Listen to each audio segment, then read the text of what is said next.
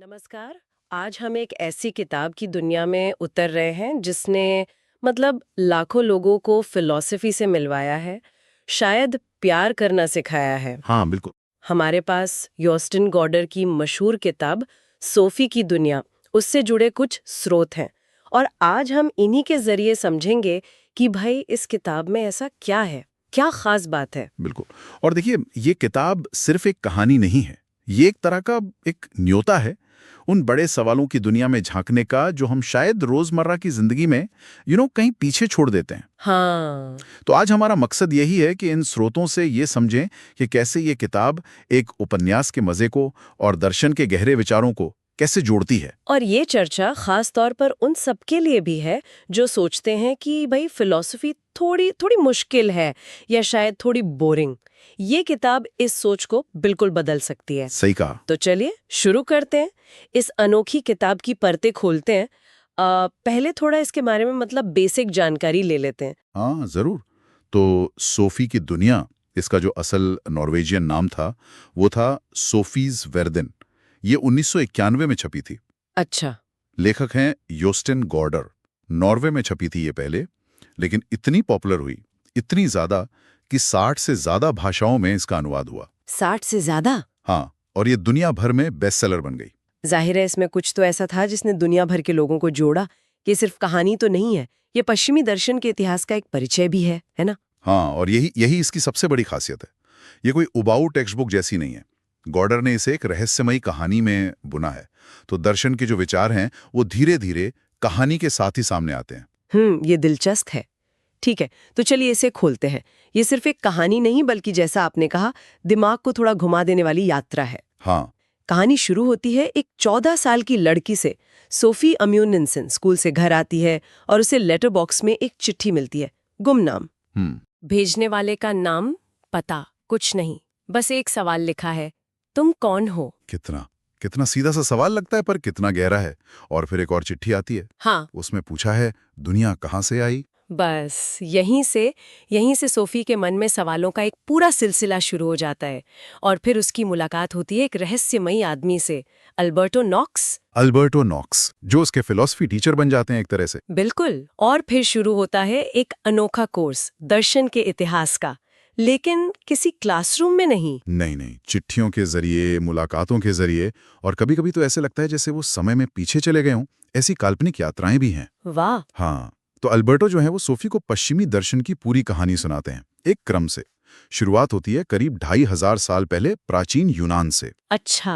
वो बताते हैं थेल्स जैसे विचारों के बारे में जिन्होंने कहा कि दुनिया शायद पानी से बनी है, या हेराक्लाइटस जो कहते थे सब कुछ बदल रहा है लगातार, या फिर डेमोक्रिटस। डेमोक्रिटस, उन्होंने क्या कहा था? उन्होंने सबसे पहले अणु यानी एटम का विचार दिया था। अरे, उस जमाने में? हाँ, मतलब ये वो पहले लोग थे जिन्होंने दुनिया को देवताओं की कहानियों से अलग, तर्क से देखने समझने की कोशिश की। और फिर कहानी आगे बढ़ती है उन बड़े नामों तक, सुकरात, प्लेटो, अरस्तु। सुकरात का वो तरीका था ना, सवाल पूछ पूछ कर सच निकलवाना, क्या किताब उसे भी दिखाती है? बिल्कुल। किताब दिखाती है कि कैसे सुकरात लोगों से बात करते थे, कैसे उनके विचारों की कमजोरियां सामने लाते थे और उन्हें खुद सोचने पर मजबूर करते थे। ये सिर्फ बताया नहीं गया है, अल्बर्टो और सोफी की बातचीत में वो तरीका दिखता है। फिर प्लेटो के विचारों की दुनिया है, अरस्तु का जो वर्गीकरण है, लॉजिक है, ये सब धीरे धीरे कहानी का हिस्सा बनते जाते हैं। यानी ये सिर्फ जानकारी देना नहीं है बल्कि उस विचार को महसूस कराना है जैसे। एग्जैक्टली। ये सफर फिर कहाँ जाता है, यूनान के बाद? ये यात्रा पहुंचती है मध्य युग में। वहां संत ऑगस्टीन, थॉमस एक्विनास जैसे विचारक हैं जो धर्म और दर्शन के बीच एक तरह से पुल बनाने की कोशिश करते हैं। अच्छा। फिर आता है पुनर्जागरण, रेनेसा, जब इंसान, उसकी क्षमताएं, वो फिर से सेंटर में आ जाते हैं। यहाँ हम डेस्कार्ट से मिलते हैं। डेस्कार्ड, मैं सोचता हूँ इसलिए मैं हूँ। हाँ, वही, कॉजितो एर्गो सुम। उसके पीछे का तर्क क्या है वो किताब समझाती है। फिर स्पिनोजा हैं, लॉक हैं, ह्यूम हैं, जो अनुभववादी और तर्कवादी दार्शनिक थे। उनके विचारों से भी सोफी मिलती है। और ये सिलसिला आज के जमाने तक, मतलब आधुनिक युग तक चलता है? हाँ, बिल्कुल। प्रबोधन काल, जिसे एनलाइटमेंट कहते हैं, उसके कांत, रूसों से लेकर आगे बढ़ते हुए मार्क्स के सामाजिक विचार, फ्रॉइड का मनोविश्लेषण, और फिर सार्त्र जैसे अस्तित्ववादी जो जीवन के अर्थ और व्यक्तिगत स्वतंत्रता पर जोर देते हैं। अल्बर्टो लगभग हर मुख्य दार्शनिक धारा और उसके जरूरी विचारकों का जिक्र करते हैं। उनके जो मूल विचार हैं उन्हें सोफी के समझने लायक भाषा में रखते हैं। बाप रे, मतलब दर्शन के इतिहास की पूरी सैर। लेकिन जैसा आपने शुरू में कहा था, ये किताब सिर्फ इतिहास का पार्ट नहीं है, कहानी में कुछ और भी है। हाँ, यहीं पर बात और दिलचस्प हो जाती है ना? एक मोड़ आता है कहानी में जो सब कुछ उलट पुलट कर देता है। हाँ, वो मेटाफिक्शनल मोड वही इस किताब को सिर्फ एक इंट्रोडक्शन से कहीं ज्यादा बनाता है। जैसे जैसे कहानी आगे बढ़ती है ना, सोफी और अल्बर्टो को कुछ अजीब चीजें महसूस होती हैं। अजीब कैसी? उन्हें लगता है जैसे कोई उनकी दुनिया को कंट्रोल कर रहा है, कोई बाहर से देख रहा है या शायद लिख रहा है। और फिर रहस्य खुलता है। हाँ, उन्हें पता चलता है कि वो असल में क्या? हाँ, उन्हें एल्बर्ट नॉग नाम का एक आदमी लिख रहा है। वो लेबनान में यूएन मेजर है और वो ये पूरी कहानी अपनी बेटी हिल्डे मुलर नॉग के 15वें जन्मदिन के तोहफे के तौर पर लिख रहा है। अरे वाह, ये तो सच में दिमाग घुनाने वाला है ना? ये मोड़ पाठक को एकदम चौंका देता है। अचानक कहानी के दो लेवल हो जाते हैं। एक तो सोफी की दुनिया चल रही है और दूसरी हिल्डे की दुनिया जो सोफी की कहानी पढ़ रही है। और ये सिर्फ कहानी कहने का कोई चालाक तरीका नहीं है, ये अपने आप में एक फिलोसॉफिकल सवाल खड़ा करता है। क्या सवाल? सवाल वास्तविकता की प्रकृति का।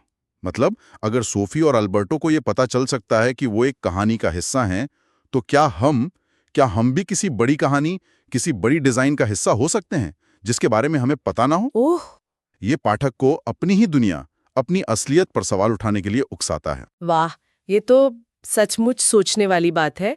और इससे वो स्वतंत्रता वाला सवाल भी जुड़ जाता है ना? सोफी और एल्बर्टो सिर्फ फिलॉसफी सीखते नहीं, वो अपने लेखक अल्बर्ट नॉग की कैद से आजाद होने की कोशिश भी करते हैं। बिल्कुल, उनका ये संघर्ष, ये कोशिश सीधे सीधे स्वतंत्र इच्छा यानी फ्री विल और नियतिवाद यानी डिटर्मिनिज्म की बहस को सामने लाता है। क्या हमारी कहानी पहले से लिखी है या हम उसे बदल सकते हैं? हाँ, यही सवाल सोफी और एल्बर्टो मानते हैं कि वो अपनी कहानी बदल सकते हैं, अपने बनाने वाले की मर्जी के खिलाफ जा सकते हैं। लेकिन यहीं एक और पेचीदा सवाल उठता है। क्या? कि क्या उनका ये विद्रोह, उनकी आजादी की कोशिश, क्या वो भी उनके लेखक की योजना का ही हिस्सा है या वो सच में स्वतंत्र हो रहे हैं? उफ, ये तो सच में उलझा देता है।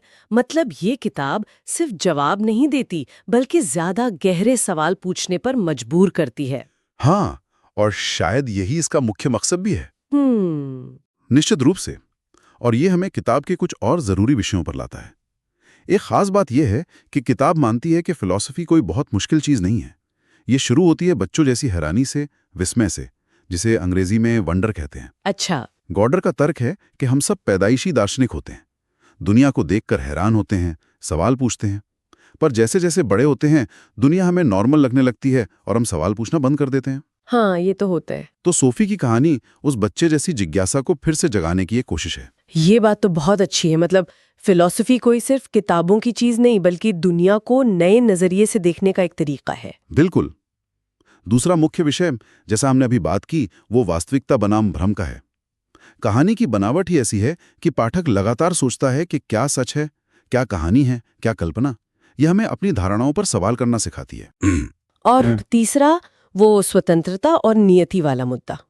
सोफी का अपनी आजादी के लिए लड़ना। ये पाठक को अपनी जिंदगी में स्वतंत्रता का क्या मतलब है, उसकी क्या सीमाएं हैं, इस पर सोचने को मजबूर करता है। हाँ, क्या हम वाकई उतने स्वतंत्र हैं जितना हम सोचते हैं? यह सवाल मन में आता है। सही। और चौथा अहम विषय है सीखने और व्यक्तिगत विकास की प्रक्रिया।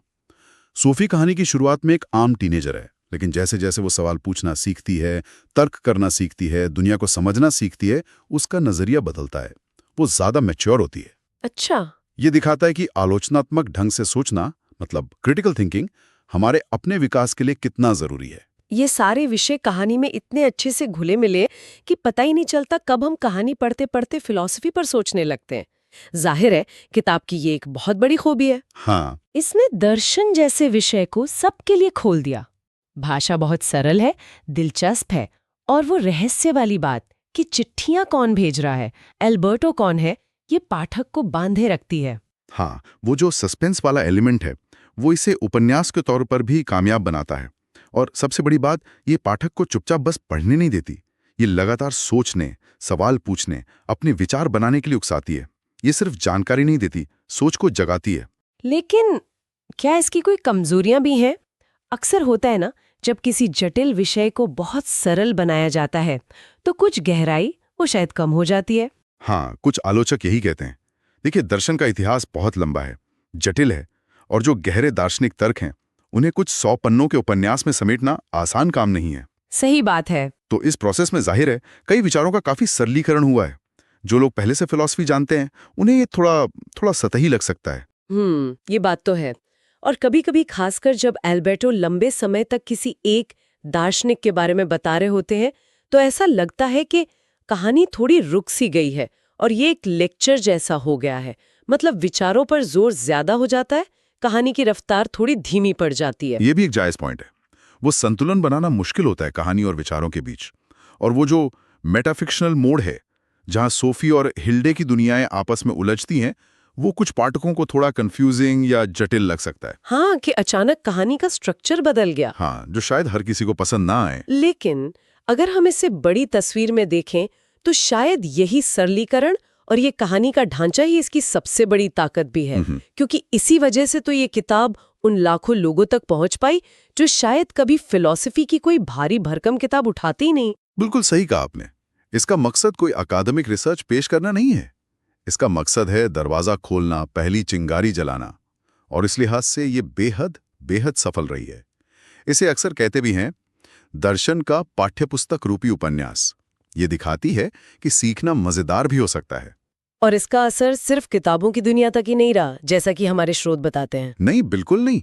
इसे दुनिया भर के कई स्कूलों और कॉलेजों में फिलॉसफी के शुरुआती कोर्स में इस्तेमाल किया जाता है। ये टीचरों के लिए भी एक मिसाल है कि मुश्किल विषयों को रोचक कैसे बनाया जाए। अच्छा, इतना ही नहीं, इस पर एक फिल्म भी बनी है और एक कंप्यूटर गेम भी बना है। कंप्यूटर गेम भी सोफी की दुनिया पर? हाँ, एक इंटरैक्टिव गेम जिसमें खिलाड़ी सोफी की तरह ही दार्शनिक पहेलियां सुलझाते हैं। वाह, ये तो वाकई दिखाता है कि इसका असर कितना गहरा और कितना फैला हुआ रहा है। चाया, ये अनगिनत लोगों के लिए दर्शन की दुनिया में पहला कदम बनी।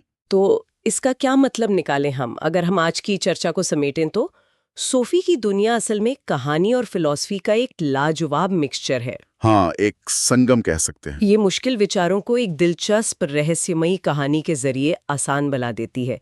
ये सिर्फ बताती नहीं बल्कि महसूस कराती है। बिल्कुल। और ये हमें याद दिलाती है कि बड़े और गहरे सवाल अक्सर बहुत ही सरल जिज्ञासा से पैदा होते हैं। वो विस्मय का भाव, वो हैरानी जो शायद हम सब में कहीं ना कहीं है, बस उसे जगाने की जरूरत है। ये किताब उस शुरुआती आश्चर्य को फिर से खोजने का एक तरह से बुलावा है। ये किताब उन लोगों के लिए वाकई बहुत काम की हो सकती है जो जल्दी और गहराई से कुछ समझना चाहते हैं लेकिन जानकारी के बोझ तले दबना नहीं चाहते। हाँ, ये दर्शन जैसे विशाल विषय को समझने का एक मजेदार शॉर्टकट देती है कहानी के रास्ते से। और इसमें वो आहा वाले पल बहुत हैं। जब कोई मुश्किल लगने वाला आइडिया, जैसे प्लेटो की गुफा वाला रूपक हो या डेस्कार्ट्स का शक करना, कहानी के जरिए अचानक समझ में आ जाता है, तो वो अनुभव बहुत संतोष देता है। ये ज्ञान को रोमांचक बनाती है। सही कहा। अब इस चर्चा के अंत में एक विचार जो हमारे स्रोतों से थोड़ा आगे जाता है लेकिन इसी किताब की आत्मा से जुड़ा है। किताब के जो मूल सवाल हैं, तुम कौन हो और दुनिया कहाँ से आई, ये सिर्फ सोफी के लिए नहीं थे, है ना? नहीं, बिल्कुल नहीं। तो आज की इस तेज रफ्तार जिंदगी में जहां हमारे पास इन्फॉर्मेशन तो बहुत है लेकिन शायद सोचने का वक्त कम है, क्या इन बुनियादी सवालों पर रुककर विचार करना आज भी उतना ही जरूरी है, भले ही हम फिलॉसफी के छात्र ना हो? ये एक बहुत मौजूद सवाल है। क्या टेक्नोलॉजी और रोज की भागदौड़ हमें इन जरूरी सवालों से दूर ले जा रही है? और इन सवालों की ताकत क्या है? क्या सिर्फ इन पर सोचना ही काफी है, भले ही कोई पक्का जवाब ना मिले? क्या ये सोचने की प्रक्रिया ही हमें अपने होने के मतलब के थोड़ा करीब ला सकती है? इस पर जरूर सोचिएगा। सोचने के लिए एक बेहतरीन बिंदु छोड़ा है आपने, वाकई। इसी ख्याल के साथ आज की ये गहन पड़ताल यहीं समाप्त करते हैं। उम्मीद है सोफी की दुनिया की इस वैचारिक यात्रा में आपको कुछ नया मिला होगा, कुछ सोचने को मिला होगा। जरूर मिला होगा। अगली बार फिर मिलेंगे एक नए विषय और नई अंतर्दृष्टि के साथ। धन्यवाद।